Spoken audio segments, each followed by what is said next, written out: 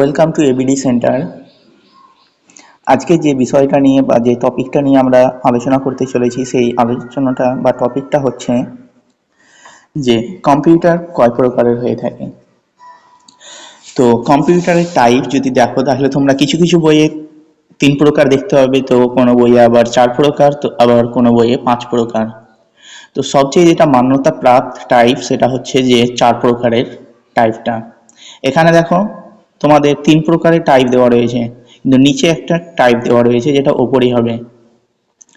তো কম্পিউটারে কিছু কিছু বইয়ে দেওয়া থাকতে পারে এই মাইক্রো, মিনি, হাইব্রিড আর সুপার কম্পিউটার। আর এই যে বইটা আমি আজকে বলতে চলেছি যে কম্পিউটারের টাইপ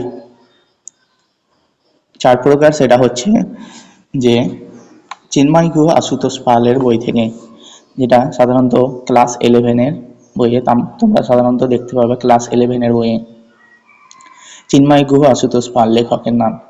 এখানে সাধারণত কম্পিউটার 3টি প্রকারে ভাগ করেছে: অ্যানালগ, ডিজিটাল অ্যান্ড হাইব্রিড। আর যে সুপার কম্পিউটার তোমরা দেখতে পাচ্ছ, এটা কিন্তু সাধারণত ওপরে যাবে, কিন্তু এখানে নিচে দিয়ে দিয়েছে, ঠিক আছে? তো অসুবিধা নাই, তোমাদের যদি কেউ জিজ্ঞাসা করে তাহলে তোমরা 4 প্রকার বলে দিবা, সাধারণত analog, digital, hybrid and super computer.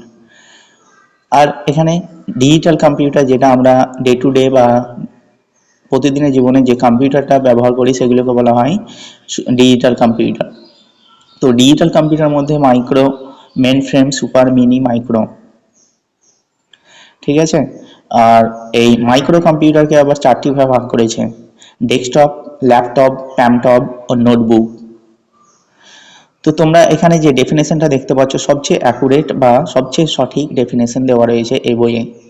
তো এই বইয়ের মধ্যে দেখো 3 প্রকারে দেওয়া রয়েছে। তোমরা যদি 3 প্রকারে বলো, তাও কিন্তু কোনো গলতি বা ভুল বলো না, কারণ যে যে বই থেকে পড়েছে সে তো সে বইয়ে। তাহলে তোমরা বুঝতে পারলে যে আজ থেকে কেউ যদি জিজ্ঞাসা করে তোমাদের যে কম্পিউটার কত প্রকারের হয়ে থাকে, তাহলে তোমরা বলে দিতে পারো 3 প্রকারের। আর যদি কেউ বলে ভুল, তাহলে তোমরা সেই প্রুফটা দিয়ে দিতে পারো। চিন্ময় গুহ, আশুতোষ পাল লেখকের নাম, ক্লাস 11-এর বই।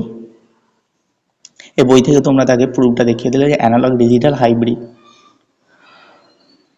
আর ডিজিটাল কম্পিউটারকে ভাগ করা হয় 4টি ভাগে: mainframe, super, mini, micro. আর এই মাইক্রো কম্পিউটারকে 4টি ভাগ করা হয়: ডেস্কটপ, ল্যাপটপ, প্যামটপ, নোটবুক। তো আজকে তোমরা বুঝতে পারলে যে কম্পিউটার বেসিক্যালি 3 প্রকারের হয়ে থাকে। আর যেটা ডিজিটাল কম্পিউটার, তাকে 4টি ভাগ করা হয়। আর যেটা মাইক্রো কম্পিউটার, তাকেও 4টি ভাগ করা হয়।